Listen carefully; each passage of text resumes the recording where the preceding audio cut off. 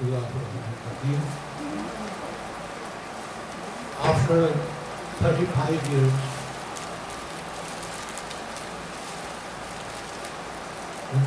brother और रशीला मेरी मुलाकात हमारे खानदानी दोस्त के बेटे, उनका नाम सैफुल्लाह खान हो गए, उनकी वजह से मुसाफिर थे मेरा नौशाद खुदा में। साहब की मुलाकात के बाद साहब की मुसाफिर से 4 और अहबाब थे जिनसे हमारी मुलाकात हुई। उनका नाम है आली शरीफ साहब, जो कि आजकल अपने पार्लियामेंट में हैं, और एक थे राजा जहूरुल्लाह साहब एडवोकेट रामचंदी के थे, वो भी यहाँ से जाके अपने और शहर में जाते हैं। एक और साहब थे जिनका नाम जो है जाफर साहब था, वो मतलब है शाहकोट के थे और एक सही करता था। ये सारे अहबाब जो थे, इन्होंने मिल के आपकी रहनुमाई में यहाँ एक सर्विस सेक्टर कायम किया था, जिसके अंदर लोगों को दावत दी जाती थी और लोगों को मुख्तलिफ कुरान हकीम और मुख्तलिफ किताबों का मुताला कराया जाता था। और इसी दौरान में एक दफ़ा इत्तफाक हुआ कि हमें पाकिस्तान मुल्क इस्लामिशन की एक कॉन्फ्रेंस हो रही थी जो कि मैनचेस्टर में थी। तो हमने इरादा किया कि हम वहाँ पहली मरतबा जाएंगे आपकी रहनुमाई में। तो मैं और रशीद साहब, वासी साहब और सईद, ये हम 4 आदमी मैनचेस्टर के लिए रवाना हो गए। और वहाँ उस वक्त हबीबुर रहमान साहब हमारे सरबराह थे और शरीफ कयानी साहब हमारे शक्ति चंद। बाद में यही शरीफ कयानी साहब शक्ति चंद के बजाय सदर हो गए। और फिर हमारे इनके मकान में हमारा वीकली दर्स कुरान होता था, जिसमें मुख्तलिफ किताबें स्टडी पढ़ी जाती थी इनकी रहनुमाई में। तो इसके बाद फिर शरीफ कयानी साहब से जब बहुत रासाई हो गई तो उन्होंने कहा कि मैं भी दर्स दिया करूँगा। तो फिर मेरे वाले मकान में 46 से बानी रोड थे, वो हमें दर्स देते थे और अल्हम्दुलिल्लाह उनके दर्स में लोगों को बहुत ज़्यादा इस तरह। तो उसी दौरान में राव साहब ने बड़ी मेहनत करने के बाद और फिर रोड पे एक जगह ली, जिसकी इजाज़त थोड़ी देर के लिए मिलती थी, उसको हमें 6 महीने साल। तो वो मस्जिद आबाद हो गई। तो खान साहब उसको जानते हैं, उसको देखा भी है, मैंने नमाज़ें पढ़ी है, मैंने भी उसमें कई नमाज़ें पढ़ी हैं। लेकिन फिर बदकिस्मती से हमारे कोई मोहतरम उलमा साहब कराची से तशरीफ लाए और फिर उसकी गड़बड़ से उस वक्त 2 जमातें थी यहाँ पे, एक तबलीगी जमात थी और एक सुन्नी जमात। अब उन दोनों का आपस में क्लैश हो गया। उस क्लैश की वजह से फिर ये मस्जिद बंद कर दी गई। और उसके बाद हम लोगों ने कैसे रोड पे एक 2 मंजिला मकान लिया, जहाँ पर फिर मदरसे शुरू हुआ। उसी मकान को खाली करने के बाद फिर राव साहब की बेगानी से ये बिलाल मस्जिद जो हमने खाली, ये सारा काम ये सब इन्हीं को क्रेडिट करता है। इनकी रहनुमाई में हमने बहुत से काम किए। अल्लाह ने इनको जज़ा दे और सब लोगों को इनके लिए दुआ शेख के लिए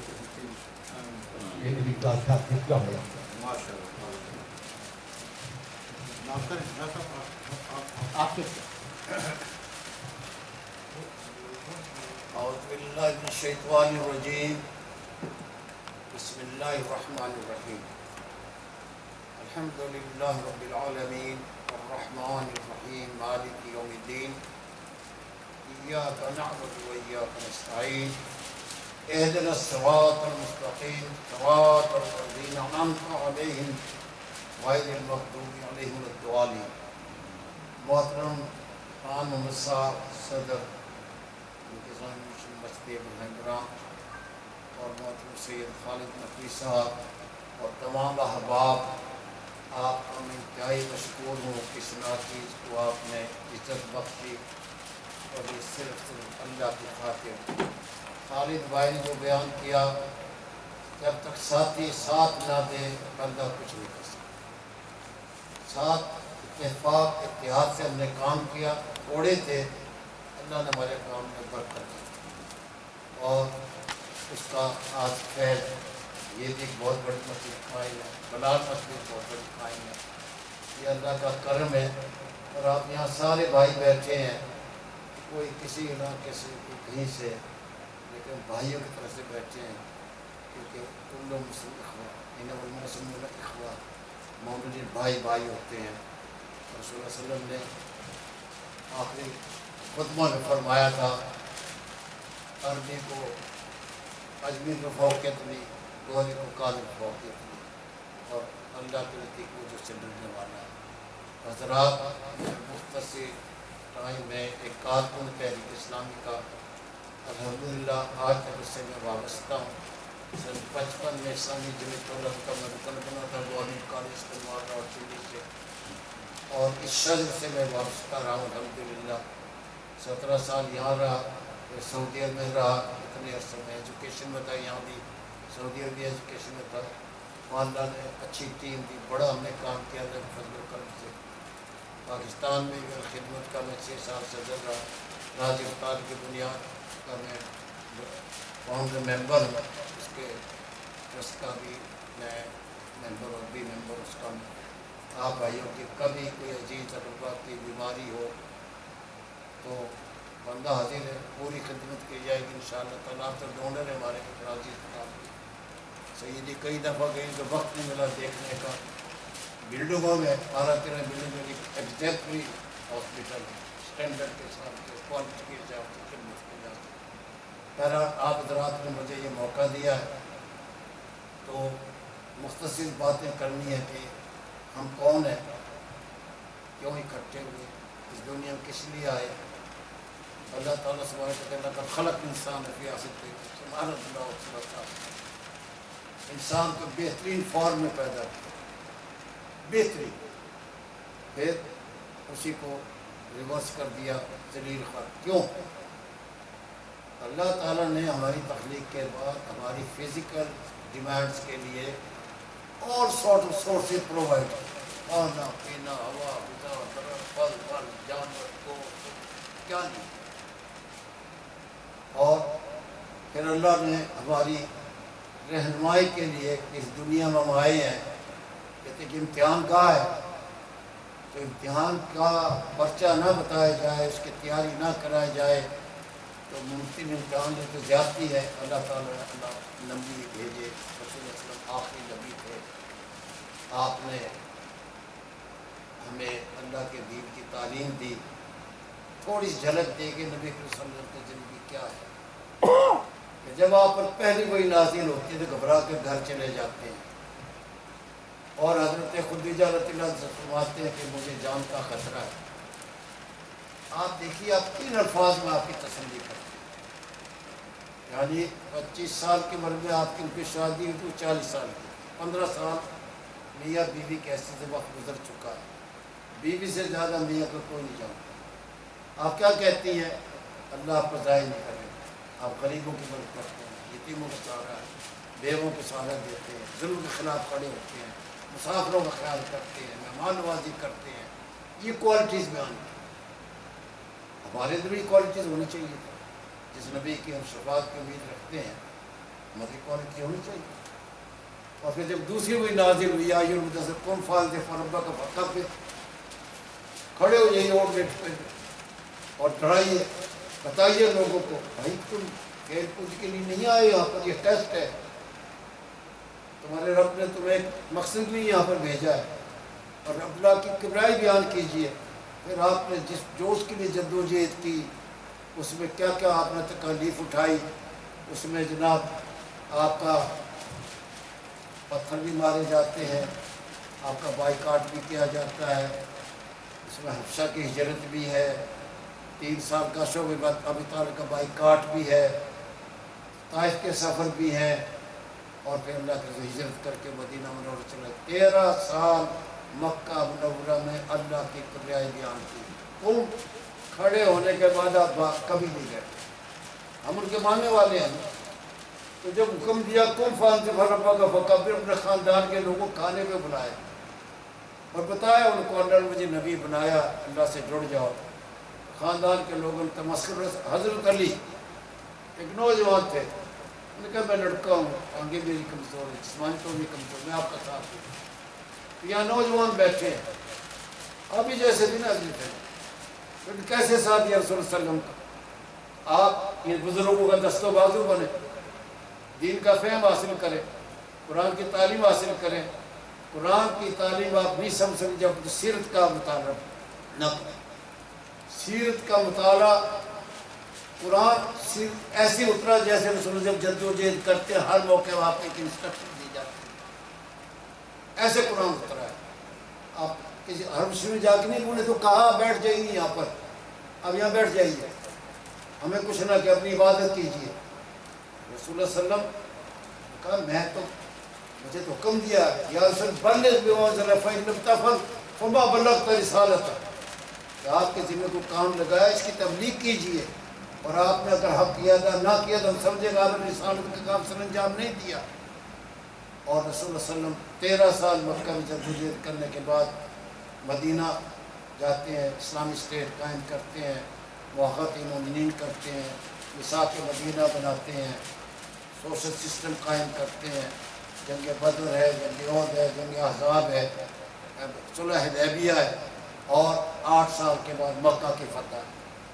8 سال پہلے جس شخص کے گھر کا گھیرا کیا، تلواریں لے کے کھڑے ہوئے تھے کہ بنو طالب اور بنو ہاشم بدلہ نہیں لے سکیں گے، جو ہی باہر نکلے تلوار ان کی گردن میں مارو، اللہ تو ان کے محافظ تھے۔ اب جب فتح کرتے ہیں تو لوگوں سے پوچھتے ہیں بتاؤ تمہارے ساتھ میں کیا سلوک کروں گا؟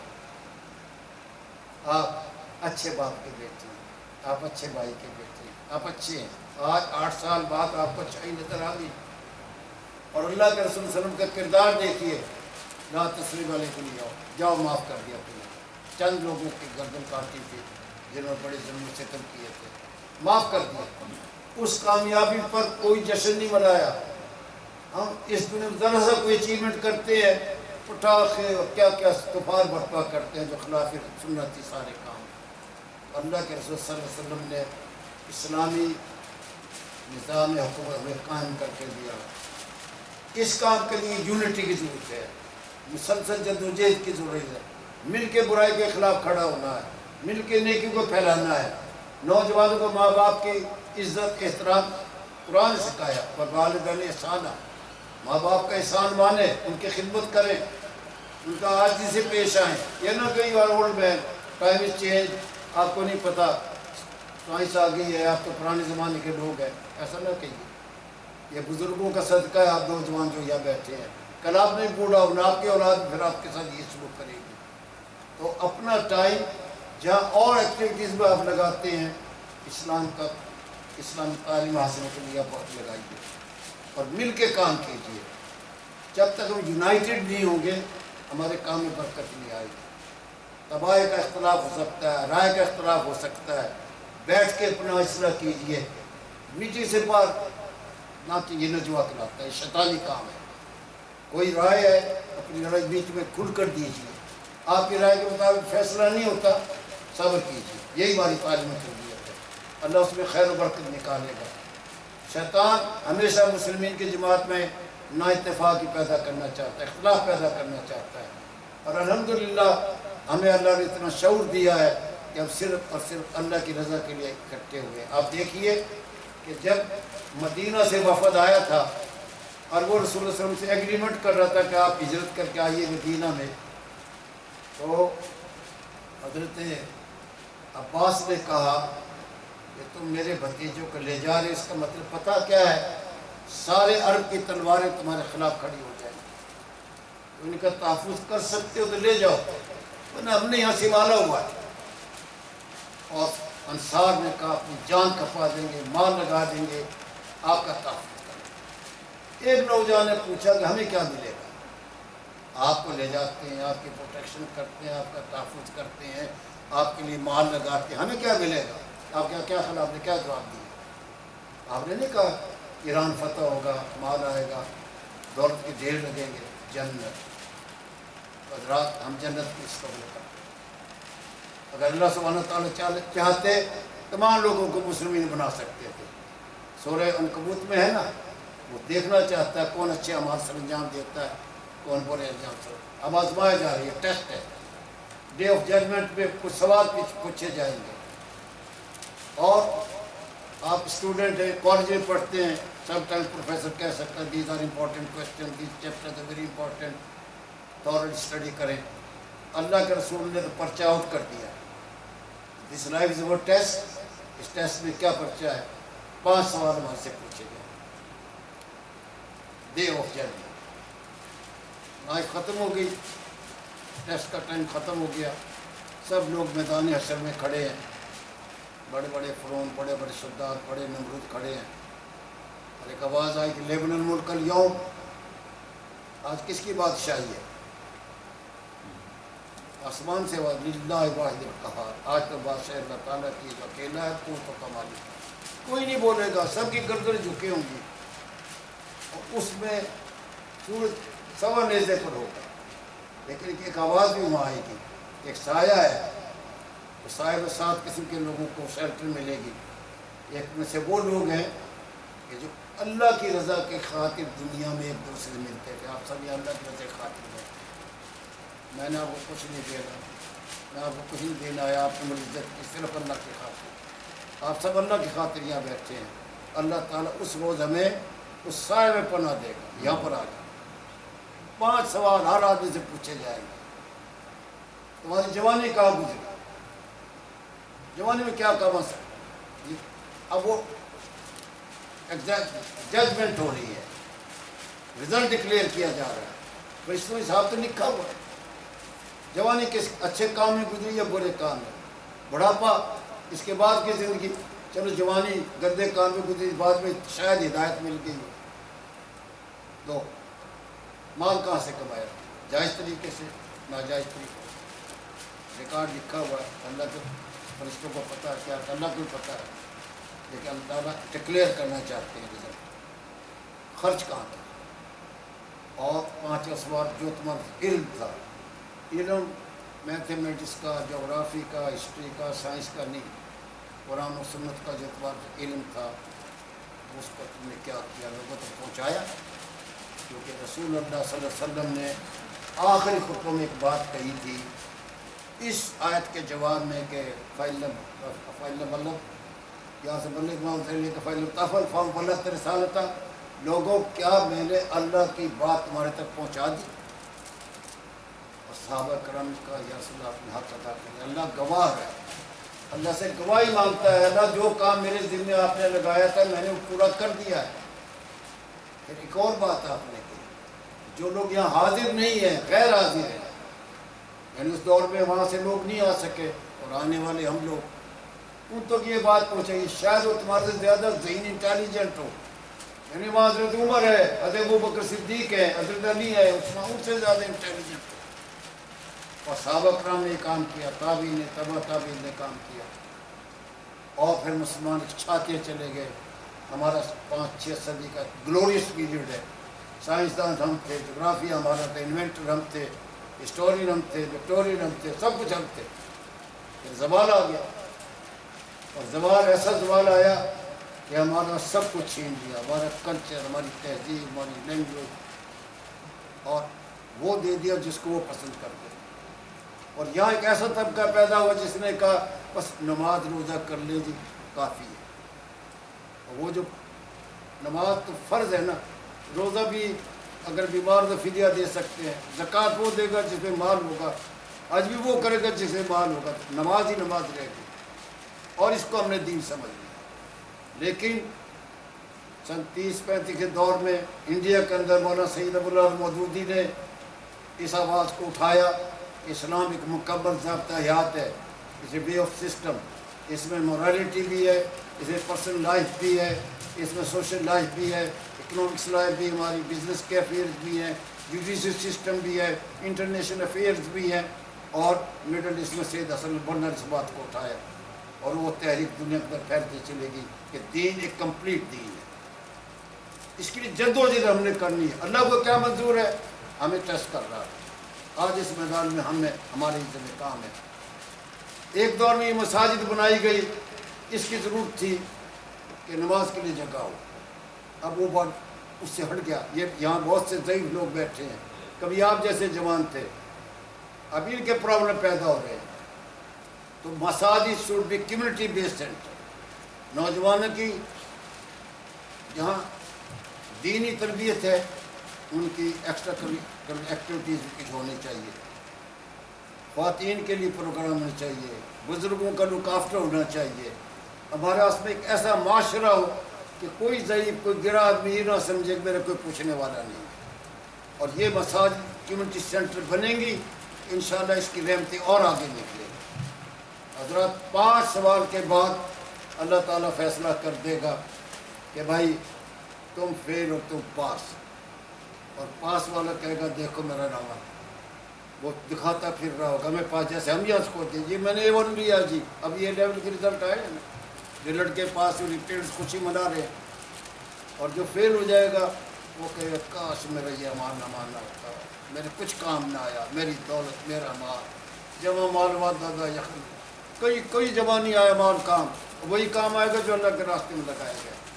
تو حضرات گرامی، میں نہ کوئی اسکالر ہوں نہ کوئی عالم ہوں، تحریک اسلام کے کارکن ہوں، آپ کی محبت کا تقاضا تھا، آپ نے بلایا، مجھے عزت دی، چند ٹوٹی پھوٹی میں نے آپ کے سامنے باتیں کی ہیں۔ ایک تو آپ اتفاق اپنا قائم رکھیں، جو آدمی اگر ناظم ہے اس کا کام سب بھائیوں کو لے کر چلیں، اور جو جب بھائی ہیں ان کا کام ہے سمع و اطاعت، معروف کے اندر بھلائی کے اندر سمع و اطاعت، اور نجوے سے گروہ بندی سے گروپ بندی سے غیبت سے بچیے آپ، یہ شیطان کا کام ہے۔ انشاءاللہ چند لوگ بھی آپ جو ہے نا آپ چھا جائیں گے۔ سب سے پہلے یہاں 66 میں چودھری غلام الدین کراچی سے آئے، بڑی پیاری شخصیت ہے، بہت سی باتیں جو وہ کرتے، میں نے ایک دفعہ کہا کہ صاحب ہمارے سے یہ باتیں کرتے ہیں اس لیے کرتے ہیں بیرونی ملک ہے، کہتے نہیں میں تو کارکن کھل کر بات کرتا ہوں۔ اور چودھری غلام الدین کے متعلق محروف کے مطلب یہ مشہور تھا کہ جو شخص ایک دفعہ ان سے ہاتھ ملاتا تھا اس کی چاشنی مدت نہیں بھولتا، بہت پیاری شخصیت۔ انہوں نے کراچی کو اٹھایا، پھر وہاں سے کیا دیتے اٹھتی، لوگ کہتے ہیں نا ہمارے پاس آپ بس خدمت خلق کا کام کریں، افغانی صاحب کی خدمات کو دیکھیں نا، نعمت اللہ ایڈوکیٹ بڑھاپے کے اندر کہاں سے کراچی کو پہنچایا نا، میری کہیں سے ملاقاتیں بزرگوں سے پنڈی آیا کرتے تھے، ضعیف آدمی ہے، طوفان تھا طاقت کا، نقشہ بدل کے رکھ دیا۔